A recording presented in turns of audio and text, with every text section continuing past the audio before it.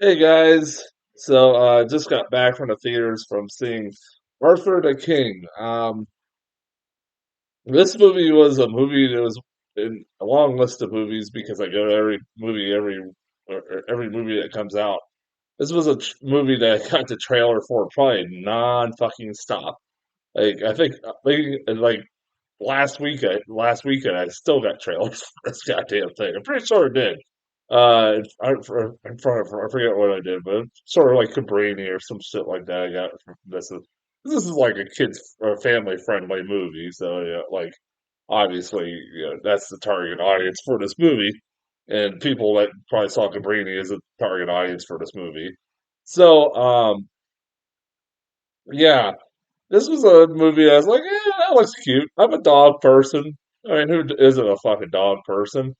Um, I like cats, but I think dogs are a lot easier to get along with.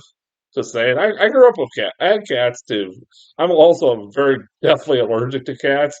They don't hurt. They don't help. But I still had cats when I grew up, and yeah, like I've always preferred dogs. I always have preferred dogs. So this was like a movie that's gonna looked like it was gonna uh, touch a soft spot in my heart, and pretty good. I thought it was pretty good. Is it the best movie of the year? No, hell, absolutely not. Is it cheesy as fuck? Yep. I enjoyed it. It can be cheesy and cliched and everything else, but it can still be enjoyable. And this is enjoyable. It's a movie that brings a smile to your face. It definitely is one of those kinds of movies. Um, it I thought, I'm always a big fan of Mark Wahlberg. And Mark Wahlberg is a guy who I know it's a popular thing nowadays to try to cancel him, but there was a few years ago that they were trying to cancel Mark Wahlberg because he did some pretty horrible. He's admitted to doing some pretty horrible things as a youth, and I think he's owned it up to it. And yeah, we all do stupid shit as young when we're younger. Not to the extent some of the shit that he did when he was a youth, but I mean, look, if he owns up to it and he's trying to apologize, you gotta give the guy a chance. But I always enjoyed him as an actor, and this is a very Mark Wahlberg or Wahlbergy. I don't know, making up a word. Mark Wahlbergy kind of performance. Yeah, like you. Hey guys, what's going on? Oh my God, there's a dog. That's a horrible fucking Mark Wahlberg impersonation. I mean, it's better. This is a better performance than the fucking Happening. That's still his all-time worst performance. I think even he would say that's his worst performance. Um, yeah, like, and I thought his teammates in this movie were enjoyable, and likable, and had enough of a characteristic, distinct. Like, even though the most three-dimensional characters, they had enough like you had the one guy who was the social media, was obsessed with social media, and that's what he was doing. That was what he was doing mostly throughout this race, was being on social media, trying to get followers and get people to follow what he and Mark Wahlberg and the rest of them are doing. They had the guy who has a knee problem, and then he has the girl whose dad was a climber and has cancer. Spoiler alert! Is dying, so she's trying to do this for her dad. And then you got the dog, Arthur, is this stray dog that like this wander ends up following them throughout this this race that they're going on, and it's cheesy, it's cliched. You have the fucking you see that in the trailer where he's like he's dog. He's he's a survivor, and his wife is. So are you? Like it's so fucking nobody talks like that shit. Like that drives me up the fuck along. There's lines in this movie like that. Multiple lines in this movie. Like look, Daddy's got a dog.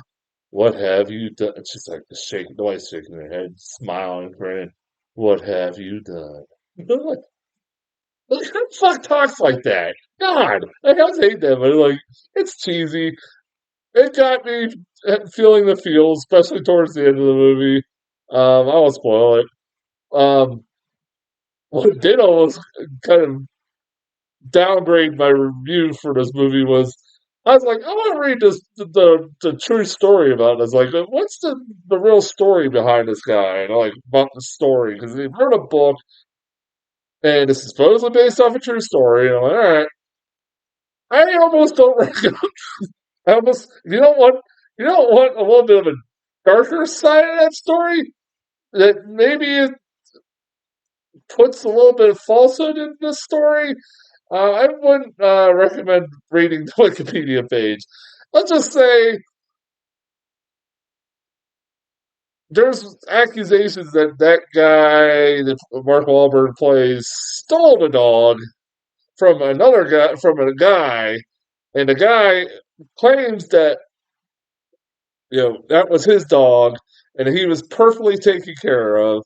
Even though Mark Wahlberg's character claims that he was definitely abused, so I don't like either they're making shit up to make the story interesting, and he stole this guy's dog and made a lot of money off of him. And then, like, apparently, before the guy could try to do anything, a bunch of animal activists fucking threatened him and his life and stuff like that, so he decided to drop it. Yeah, what the fuck? I, like I said, I don't know if that guy, whose side of the story is true or not.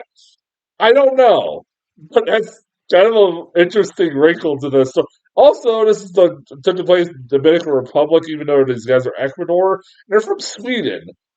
Mark Wahlberg and his character and his wife's character are not definitely not Swedish. They're definitely American, of course. Like it's kind of funny. Like when you open the Pandora's box and try to find out the real story, and like, well, there's a lot of falsehoods in this. Might be some big ass falsehoods in the story. I don't know. I still like it. Like I said, there's been a lot of movies that like are based off a true story or that have a lot of bullshit in them.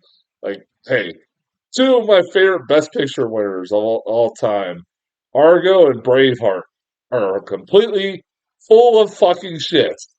I still enjoyed them. So yeah, like, yeah. If you enjoyed them, I don't mind it. I give this a B. It's a solid B. Um, like, I couldn't go any higher than that.